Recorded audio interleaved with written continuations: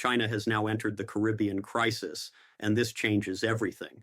Beijing has issued sharp warnings to Washington over what it calls the abuse of long-arm jurisdiction, the extraterritorial enforcement of American sanctions. Chinese officials are defending Venezuela's right to trade, and here's the critical detail that transforms this entire story. The tankers being seized by the United States were carrying Venezuelan oil bound for China. This is no longer just about Venezuela. This is about whether the United States can prevent China from accessing energy resources in what Washington still considers its sphere of influence. This is about the Monroe Doctrine in the 21st century. And this is about whether American power can actually enforce the rules Washington claims to uphold. Let me explain what's really happening here, because the Venezuela crisis is increasingly looking like a pretext for something much bigger. First, let's understand China's stake in this crisis. China is Venezuela's largest customer for oil. Despite American sanctions, Chinese companies have continued to purchase Venezuelan crude, providing Caracas with a crucial economic lifeline. Chinese firms have invested billions in Venezuelan oil fields. This is not charity. This is strategic interest for China. Venezuelan oil serves multiple purposes. It diversifies China's energy supplies beyond the Middle East. It provides leverage in relations with the United States. And it demonstrates that Beijing can protect its economic partners from American pressure. So when the United States starts seizing tankers carrying Venezuelan oil to China, Beijing has a direct material interest at stake. This isn't abstract principle. This is about energy security for the world's second largest economy and largest energy importer. Now, let me tell you about a specific incident that reveals something very important about American power and its limits. There's a tanker called the Bella 1. It's on the U.S. Treasury sanctions list.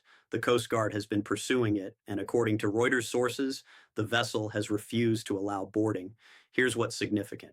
The Coast Guard is waiting for reinforcements. They need specialized maritime security response teams, elite units trained to rappel from helicopters onto moving decks, and take control in dangerous conditions. But these teams are limited, and according to sources, they're not currently nearby. Think about what this means. The Trump administration has announced what it calls an unprecedented pressure campaign against Venezuela.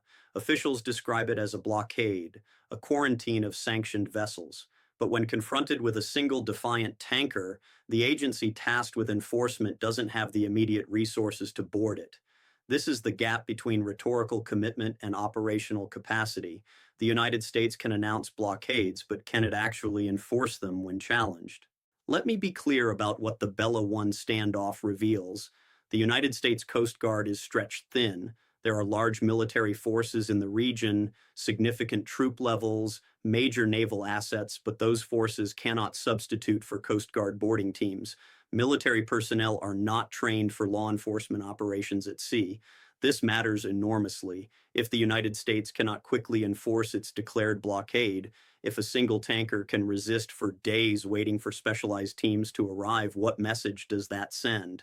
It sends the message that American threats may exceed American capabilities. It encourages others to resist. It suggests that the gap between what Washington announces and what Washington can execute is larger than many assumed. From a strategic perspective, this is a serious problem. Credibility in international politics depends on the ability to follow through on commitments. If adversaries believe that American bark is worse than its bite, they will test American resolve more frequently. China has introduced a specific term to frame its criticism: long-armed jurisdiction. This refers to the American practice of applying U.S. laws extraterritorially beyond American borders to companies and vessels from other countries operating in international waters. Let me explain why this is such a contentious issue. The United States imposes sanctions on Venezuela. Washington then declares that any company anywhere in the world that trades with Venezuela in violation of American sanctions is subject to penalties. This includes seizure of vessels, even if those vessels are flying foreign flags, carrying cargo owned by foreign companies in international waters. From Beijing's perspective, this is an abuse of power. China argues that the United States is claiming authority to enforce its laws globally, to dictate which countries can trade with which other countries, to unilaterally impose rules on international commerce. China's position is straightforward. Venezuela is a sovereign country. It has the right to sell its oil to willing buyers. Other sovereign countries have the right to purchase that oil. The United States does not have the authority to prevent this trade. Now, the United States obviously disagrees. Washington argues that sanctions are a legitimate tool of foreign policy, that enforcing them is essential to American interests, and that countries must choose between trading with Venezuela and maintaining access to American markets and financial systems. But here's the deeper issue. This is really a debate about whether we live in a unipolar world where American preferences become global rules, or a multipolar world where multiple great powers have competing spheres of influence and competing visions of legitimate behavior. The script explicitly mentions the Monroe Doctrine, and this is crucial to understanding American strategy. The Monroe Doctrine, first articulated in 1823, declared the Western Hemisphere off limits to European colonization and intervention.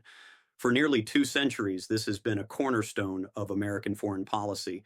The idea that Latin America is America's neighborhood and outside powers should stay out. During the Cold War, the Soviets challenged this with Cuba, and we came frighteningly close to nuclear war as a result. After the Cold War with American unipolarity, the Monroe Doctrine wasn't really contested. Who could challenge it? But now China is making massive investments across Latin America in infrastructure, mining, agriculture, and energy.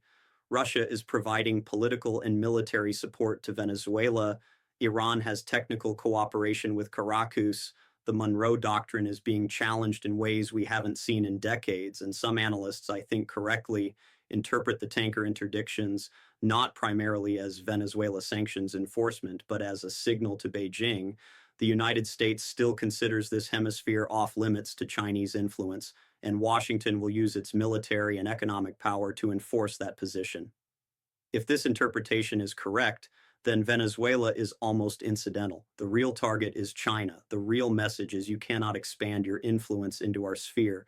You cannot secure access to energy resources in our hemisphere without facing consequences. Beijing's response has been notably firm. Chinese Foreign Minister Wang Yi has spoken of opposition to unilateral bullying and support for national sovereignty. The Commerce Ministry has explicitly defended Venezuela's right to trade and called the interdictions a disruption to international energy markets. This is significant language.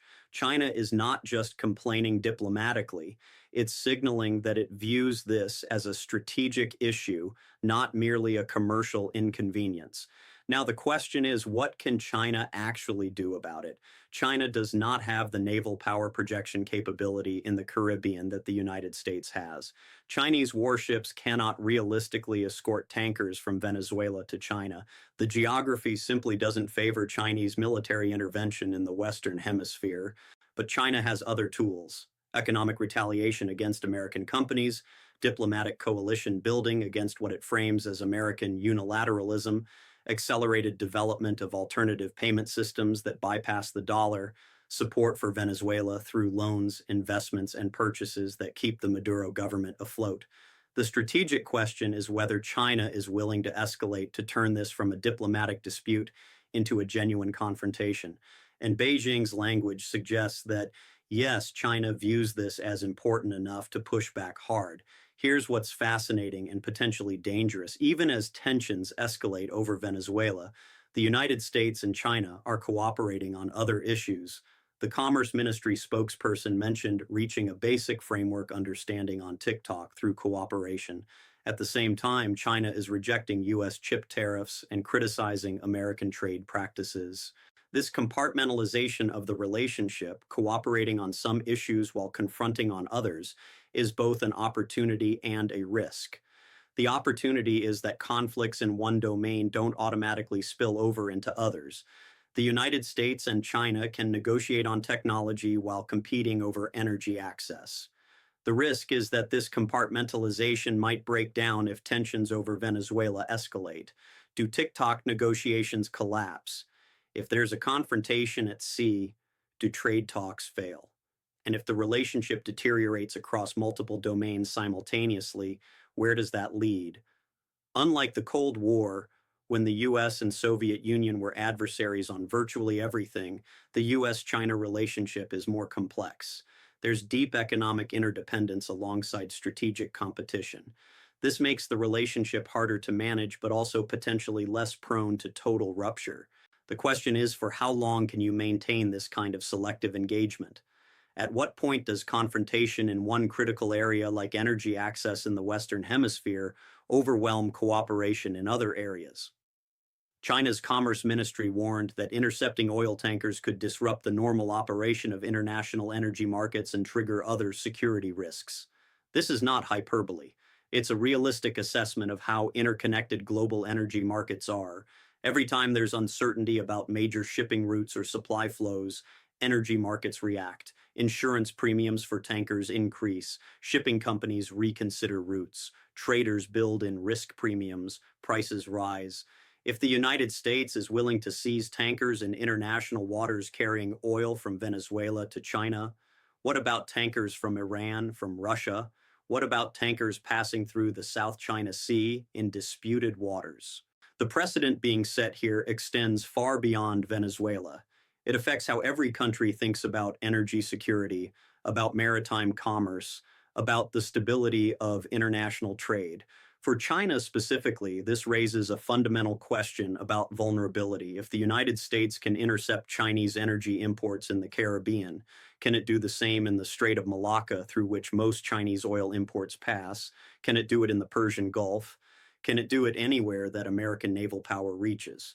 This is why China is pushing back so hard. It's not just about Venezuelan oil. It's about whether China's economic growth can be strangled by American control of maritime choke points and trade routes. So let me address directly the question posed in the title. Is China the real target? I think the answer is clearly yes, at least in part. Yes, the United States wants to pressure the Maduro government. Yes, Washington sees Venezuela as illegitimate and wants regime change. But if this were only about Venezuela, the seizures of China-bound tankers could have been avoided or handled differently. The fact that the United States is intercepting vessels carrying oil to China at a time when U.S.-China competition is intensifying across multiple domains suggests a broader strategic purpose. The United States is sending a message: we still dominate the Western Hemisphere. Chinese economic expansion into our sphere of influence will face obstacles. We have the power and the will to disrupt your energy supplies if we choose to. This is classic great power competition. It's about demonstrating resolve, establishing precedents, and showing that American power still matters in regions where it has historically been dominant. From a realist perspective, this makes perfect sense. The United States is trying to maintain its position as the dominant global power. China is trying to expand its influence and secure its interests globally. Venezuela is caught in the middle, but it's really a proxy battlefield for this larger competition. This brings us to a fundamental question about international order. Are spheres of influence legitimate? The United States clearly believes it has a sphere of influence in the Western Hemisphere and that Chinese intrusion into that sphere is illegitimate. Washington is willing to use military and economic power to enforce this boundary, but at the same time, the United States rejects Russian spheres of influence in Eastern Europe. Washington insists that countries like Ukraine have the right to choose their own alliances, that Russian attempts to control its near abroad are violations of sovereignty. From a pure power politics perspective, this is inconsistent. Either great powers have spheres of influence, in which case both American and Russian spheres should be recognized, or they don't. In which case, neither American claims to the Western Hemisphere nor Russian claims to Eastern Europe are legitimate. China is exploiting this inconsistency. Beijing argues that if sovereign countries have the right to choose their own partnerships and trading relationships, then Venezuela has that right, and Chinese trade with Venezuela is perfectly legitimate. The United States argues that its sphere of influence in the Americas is different, that it's based on geographic proximity and historical ties, that it's about maintaining regional stability rather than domination. But these distinctions are difficult to maintain. In practice, to Beijing, to Moscow, to many countries watching this confrontation, it looks like the United States insisting on rules for others that it won't follow itself. Let me return to the Belawan standoff because it reveals something crucial about the limits of American power. The United States has the world's most powerful military. American naval dominance is unquestioned, but enforcing a blockade requires specific capabilities, Coast Guard boarding teams, specialized training, sufficient personnel deployed in the right locations, and it turns out the United States doesn't have enough of these resources readily available. The Coast Guard is stretched thin, elite boarding teams are limited. When a tanker refuses to comply, there can be a days-long wait for the right personnel to arrive. This is what I call the gap between strategic ambition and tactical capacity. The United States can articulate grand strategies, pressure campaigns, blockades, comprehensive sanctions enforcement, but translating those strategies into action requires resources, personnel, and operational capabilities that may not exist in sufficient quantity. This matters because adversaries pay attention. If China sees that the Bella 1 can resist for days, what conclusion does Beijing draw? That perhaps American enforcement is less comprehensive than American rhetoric suggests. That perhaps there are ways to work around American pressure. That perhaps the costs of defiance are manageable. And if that perception spreads, if other countries conclude that American power has significant operational limits, then the entire edifice of American deterrence becomes shakier. So, where does this go from here? Several scenarios are possible, each with different levels of risk. Scenario 1, limited confrontation. The United States continues seizing tankers when it can. China continues purchasing Venezuelan oil and complaining diplomatically. Both sides manage the confrontation to keep it below the threshold of serious crisis. This is uncomfortable but sustainable. Scenario 2, Chinese escalation. China decides this is important enough to take more aggressive action. This could mean providing naval escorts for tankers, which would risk direct U.S.-China military confrontation. It could mean economic retaliation against American companies. It could mean accelerated efforts to build alternative financial systems. Any of these would significantly raise tensions. Scenario 3, American retreat. The United States decides the costs of enforcement exceed the benefits. Perhaps the Coast Guard limitations become too obvious. Perhaps the diplomatic blowback is too severe. Perhaps Trump decides Venezuela isn't worth a major fight with China. Washington quietly scales back the interdictions while claiming success. Scenario 4, accidental escalation. Something goes wrong. A boarding operation results in casualties. A tanker fights back. A miscommunication leads to shots fired. Accidents have a way of transforming limited confrontations into major crisis. Which scenario is most likely? I honestly don't know. But the structural conditions for escalation are present. Both sides have staked out positions that are hard to retreat from. Both sides have domestic audiences that reward toughness. And both sides are operating in close proximity in contested waters where mistakes can happen. We also need to consider how this connects to other aspects of U.S.-China competition, particularly technology and semiconductors. China rejected the U.S. chip tariff plan, arguing that unilateral tariffs violate WTO rules and disrupt global supply chains. This is part of a broader American effort to limit Chinese access to advanced semiconductors and the technology to produce them. The connection to the tanker seizures might not be immediately obvious, but it's there. The United States is using its dominant position in technology and finance and maritime power to constrain Chinese growth and Chinese options. From Beijing's perspective, this is all part of a coordinated American strategy to prevent China from becoming a true peer competitor. Sanctions on Venezuela cut Chinese energy access. Semiconductor restrictions limit Chinese technological advancement. Financial sanctions threaten Chinese companies. It's comprehensive containment. Whether this is actually coordinated policy or just the accumulated effect of multiple different initiatives is debatable, but from China's perspective, the pattern is clear. The United States is using every tool available to limit Chinese power, and China is responding by trying to develop alternatives, alternative energy suppliers, alternative technologies, alternative payment systems, alternative international institutions. This is the dynamic of great power competition. Neither side can afford to back down completely because backing down signals weakness and invites more pressure. What about Europe? One thing notably absent from this particular confrontation is significant European involvement. Europe has generally stayed quiet on the Venezuela issue, which is interesting. During the Cold War, European allies were deeply involved in American confrontations with the Soviet Union. But in this case, European countries seem content to let Washington and Beijing fight it out.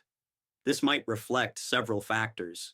European dependence on Chinese trade makes confrontation costly. European skepticism about American unilateralism, especially regarding sanctions. European focus on their own immediate concerns, particularly energy security after the Ukraine war. But European absence also means the United States is somewhat isolated in this confrontation. Russia backs Venezuela. China backs Venezuela. Much of Latin America is uncomfortable with U.S. military action in the region. Washington doesn't have the kind of coalition support that usually strengthens its hand. This isolation is itself a sign of declining American dominance. During the unipolar moment, American leadership was generally followed. Now, even allies are selective about which American initiatives they support. Let me zoom out to the long-term implications because this confrontation is really about the shape of the international system for decades to come. We're in a transition from American unipolarity to some form of multipolarity. The exact configuration is still uncertain. Will it be bipolar US-China competition? Multipolar with several great powers, something else? But what's clear is that the transition is happening, and transitions are always the most dangerous periods in international politics. The rising power wants to change the rules. The declining power, or more accurately, the relatively declining power, wants to maintain them. Both sides probe for weaknesses. Both sides test resolve. The Caribbean confrontation is one front in this larger transition. The United States is trying to demonstrate that it can still dominate its own hemisphere, that Chinese expansion has limits, that American power still matters. China is trying to demonstrate that it cannot be excluded from any region, that its economic interests will be protected, that American dominance is no longer comprehensive. One of these positions will prove more accurate than the other. Either the United States will successfully limit Chinese influence in the Western Hemisphere, or China will establish that it can operate there despite American opposition. My prediction, the United States will find it increasingly difficult to maintain exclusive dominance in Latin America, not because American power is collapsing, but because Chinese economic power creates opportunities for Latin American countries to diversify their relationships. And once that happens, trying to reimpose exclusive dominance becomes prohibitively expensive.